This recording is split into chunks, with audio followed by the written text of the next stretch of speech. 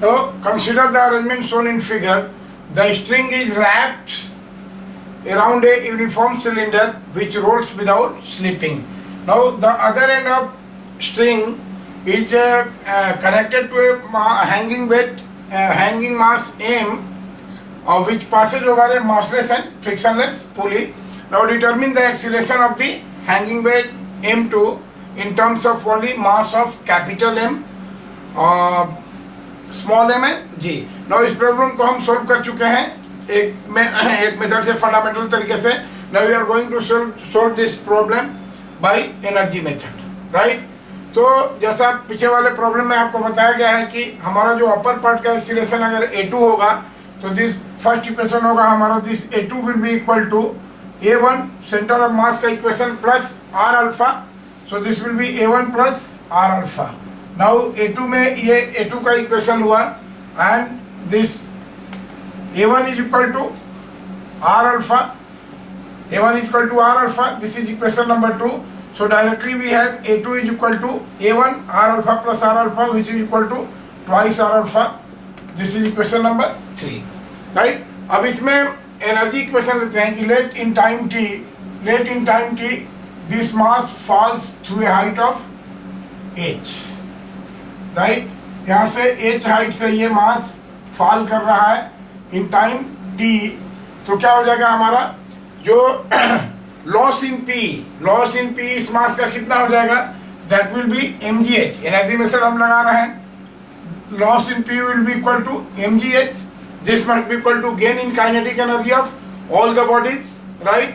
तो सबसे पहले हाफ m और इसका ये करें, इस मास का वेलोसिटी v2 है, तो this is v2 square, right, plus half I omega square. ये सिलेंडर का हो गया अगर इसकी ओमेगा एंगुलर वेलोसिटी है तो, राइट. और ये हो जाएगा प्लस ये v वेलोसिटी से सेंटर ऑफ मास की वेलोसिटी अगर v है तो ये हो जाएगा, this will be equal to half capital M v. इसका हम ये करें, इसको v1 कहें क्योंकि v2 है, तो इसको अगर v1 करें तो v1 square. Now this is the equation for energy. Loss in potential energy will be equal to gain in kinetic energy. देखिए ये मास पोटेंशियल एनर्जी लॉस कर रहा है और ये सारे मास काइनेटिक एनर्जी गेन कर रहे हैं. तो इस इक्वेशन में नाउ h क्या हो जाएगा, देखिए ये इसका एक्सीलरेशन a2 है तो t टाइम में कितना गिरेगा, h is equal to half a2t square. So this will be equal to mg into h का वैल्यू लिख दिए हाफ a2t स्क्वायर.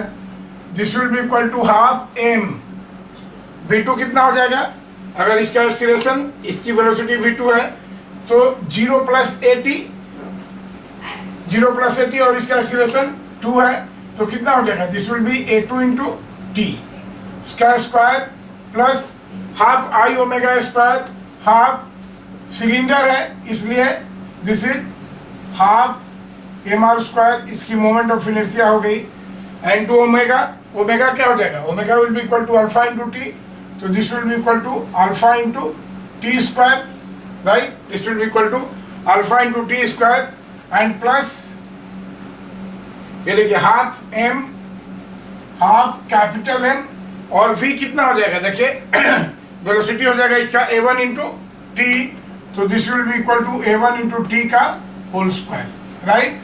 ये हुआ एनर्जी मेथड का. देखिए सारे टर्म में टी स्क्वायर हर जगह है, राइट. तो ये टी स्क्वायर वाला टर्म कैंसिल हो जाएगा, राइट. ये टी स्क्वायर वाला टर्म कैंसिल हो जाएगा हर जगह सबसे पहले.